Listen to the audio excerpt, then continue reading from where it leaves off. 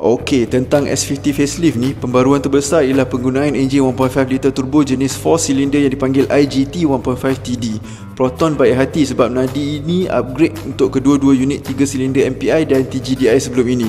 Kiranya standard untuk semua variant. Kuasa cecah 181 PS, 290 Nm torque, 0.3 saat lagi laju. Dia punya pergi tu kalah HRV. Tak percaya? Tengok ni. Feel engine ini pula jauh lebih smooth. Cuma kalau anda tekan habis, lag tu tetap ada. Kali ini ada mod pemanduan adaptif yang menyesuaikan kereta dengan cara pemanduan anda. Minyak kuat lagi tak? Proton kata enjin baru ni 4.7% lagi jimat.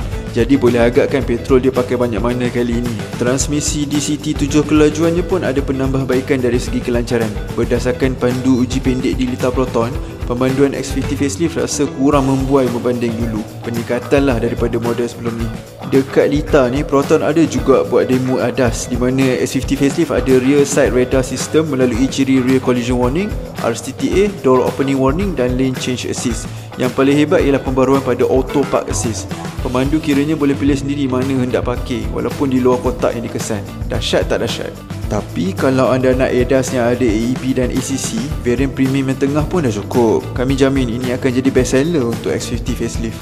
Jadi, dengan perang SUV segmen B yang mengganas sejak kebelakangan ini, X50 facelift yang ada serba-serbi ni ada chance tak untuk menang hati anda? Kalau harga best? Cuba komen.